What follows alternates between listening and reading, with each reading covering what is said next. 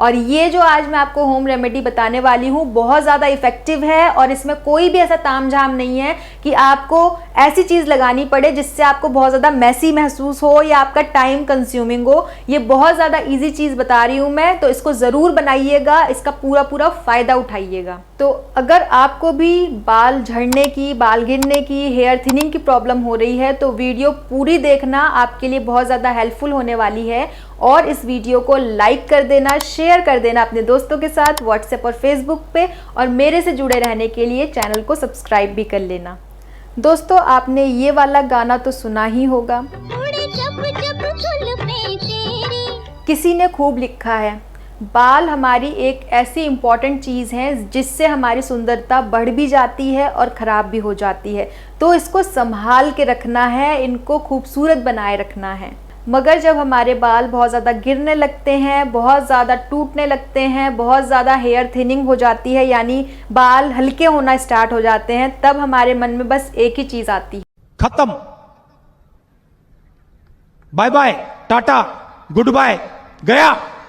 दोस्तों, इतना ज़्यादा परेशान होने की ज़रूरत नहीं है, क्योंकि डॉक्टर्स के अकॉर्डिंग डेली अगर हमारे बाल 25 से 100 के बीच में गिरते हैं तो उनको नॉर्मल माना जाता है। ऐसा क्यों? क्योंकि हमारे बालों की भी साइकिल होती है, यानी कि हेयर ग्रोथ साइकिल, जिसके नॉर्मली 3 फेजेस होते हैं, यानी 3 स्टेजेस होती हैं। पहली फेज़ होती है एनाजिन, यानी कि उसको एक्टिव और ग्रोथ फेज़ कहा जाता है। दूसरी फेज़ होती है कैटाजिन, जिसको हम ट्रेडिशनल फेज़ कहते हैं, और तीसरी फेज़ होती है टेलोजिन, जिसको रेस्टिंग फेज़ कहते हैं। कुछ समझ में आया? नहीं। तो मैं आपको इजी शब्दों में, इजी लैंग्वेज में समझाती हूँ। जो हमारी पहली फेज़ है, यानी कि एनाजिन है, वो एक्टिव और ग्रोथ फेज़ कही जाती है, जो कि सबसे लंबी होती है, यानी कि उसमें हमारे बाल ग्रो करते हैं और इसकी लाइफ होती है 2 से 7 ईयर्स, यानी इस ग्रोथ का जो पीरियड होता है सबसे लंबा होता है। उस टाइम हमारे बाल बढ़ रहे होते हैं, यानी कि जब हमारे बाल जड़ से निकलते हैं तो वो ग्रो करते हैं ऊपर की साइड, यानी लेंथ बढ़ती है। तो इस फेज़ को हम ग्रोथ फेज़ कहते हैं। इसमें हमारे बालों की जड़ बहुत ज़्यादा एक्टिव होती है, क्योंकि ब्लड सर्कुलेशन भी अच्छा चल रहा होता है, और हमारे बालों की जो जड़ होती है वो ब्लड वेसल से जुड़ी होती है, जिससे उसको सारी चीज़ें मिलती हैं जो हमारे बालों को चाहिए ग्रोथ के लिए। उसके बाद दूसरी फेज़ जो होती है वो होती है जिसमें आपके बालों की ग्रोथ होनी बंद हो जाती है, उसको कैटाजिन कहते हैं, जिसको ट्रांजिशनल फेज़ भी बोलते हैं डॉक्टर्स की लैंग्वेज में, और जो कि 2 से 3 हफ्ते के लिए सिर्फ होती है। तीसरी फेज़ होती है रेस्टिंग फेज़, जिसमें हमारे बालों की ग्रोथ भी नहीं होती, बिल्कुल हमारे बाल डेड हो चुके होते हैं, और हमारे पूरे स्कैल्प पे 6 से 8% बाल ऐसे हैं जो रेस्टिंग फेज़ में होते हैं, जिसमें आपके बाल शेडिंग के लिए बिल्कुल तैयार होते हैं। तो 25 से 100 के बीच में जो हमारे बाल डेली गिरते हैं वो इसी फेज़ में आ चुके होते हैं, तभी वो गिरना स्टार्ट होते हैं। मगर आप ये मत समझो कि बाल जो गिर गए तो हम गंजे हो जाएंगे या हमारे बाल बहुत ज़्यादा पतले हो जाएंगे, ऐसा नहीं है। हमारे सारे बालों की जो साइकिल चल रही होती है वो एक साथ नहीं चल रही होती है, सारे बाल अलग अलग स्टेजेस पे होते हैं। तो जो बाल गिर गया है उसकी जगह पे नया बाल उगना स्टार्ट हो जाता है, जिसको हम रीग्रोथ भी कहते हैं। तो इतना डरने और घबराने की बात नहीं है। अगर आपके नॉर्मल बाल इतने झड़ रहे हैं एवरी डे, तो वो रीग्रो भी कर रहे हैं, ऐसा नहीं है कि वो कभी वापस नहीं आएंगे। तो मगर कुछ ऐसी प्रॉब्लम्स होती हैं, ऐसे कॉजेज़ होते हैं जो हमारे बालों का गिरना ज़्यादा कर देते हैं। कुछ लोग बोलते हैं इतने ज़्यादा बाल गिर रहे हैं कि हम जब भी शावर लेते हैं या शैम्पू करते हैं, ऑयलिंग करते हैं, इतने इतने भर भर के बाल गिर रहे हैं। तो उसके पीछे कुछ कारण है जो आपके बाल गिर रहे हैं, ज़्यादा हेयर फॉल हो रहा है। उसका मेन कारण है स्ट्रेस। अगर आप स्ट्रेस बहुत ज़्यादा लेते हो, बहुत ज़्यादा परेशान रहते हो छोटी छोटी चीज़ों पे, तो उससे भी बालों का झड़ना बहुत ज़्यादा हो जाता है। तो इसलिए आपको कम स्ट्रेस लेनी चाहिए। दूसरा कॉमन कारण होता है कि अगर आप अपने खाने की हैबिट्स को ठीक नहीं रखते हो, यानी कि आप ग्रीन वेजिटेबल्स, फ्रूट्स, जूसेस या फिर प्रोटीन वाली चीज़ें नहीं खाते हो, तो वो आपके बालों पे नज़र आता है, आपके बाल उससे भी झड़ते हैं, जिसको कहते हैं डेफिशिएंसी की वजह से बालों का गिरना। अगर आप अच्छा खाना खाओगे वो आपके बालों के साथ साथ आपके स्किन पे भी दिखाई देगा और आपके बॉडी को भी फिट रखेगा। तो इसलिए अच्छा खाना खाना चाहिए, अच्छी ईटिंग हैबिट्स हमारी होनी चाहिए। दोस्तों, हमारे बाल प्रोटीन से बने हुए होते हैं। अगर हमारी बॉडी में प्रोटीन की कमी होगी तो बाल भी खराब होने लगेंगे, बिल्कुल ड्राई होने लगेंगे, स्प्लिट एंड्स होने लगेंगे, रूखे सूखे होने लगेंगे और झड़ने लगेंगे। तो इसलिए लैक ऑफ प्रोटीन की वजह से भी बालों का गिरना स्टार्ट हो जाता है। एक कॉमन कारण ये भी होता है कि जब हम गलत प्रोडक्ट्स यूज करते हैं अपने बालों के लिए, या तो हम केमिकल वाली चीजें यूज कर लेते हैं या फिर हम ऐसे शैम्पू, कंडीशनर या हेयर ऑयल यूज करते हैं जो कि हमारे बालों पर सूट ही नहीं कर रहे हैं, तो इसकी वजह से भी बाल गिरना स्टार्ट हो जाते हैं। तो इस बात का जरूर ध्यान रखें कि ऐसे प्रोडक्ट यूज करें जो आपके बालों के टाइप के अकॉर्डिंग हो। एक कॉमन कारण और है जो कि है वेट लॉस।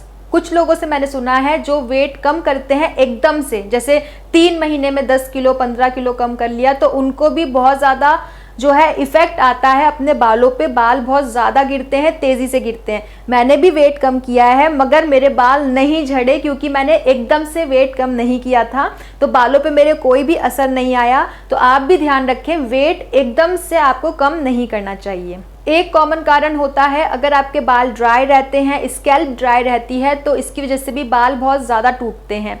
एक और मेन कॉज ये है जिनको थायराइड की प्रॉब्लम होती है, वो भी एक सिम्टम शो करता है कि आपके बाल ज़्यादा गिरने लगते हैं अगर आपको थायराइड की प्रॉब्लम है। और कॉमन कारण ये भी होते हैं कि अगर आपको प्रेगनेंसी है, कुछ लोग को प्रेगनेंसी के टाइम बाल बहुत ज़्यादा गिरते हैं, किसी किसी को पोस्ट प्रेगनेंसी पे गिरते हैं, यानी प्रेगनेंसी के बाद।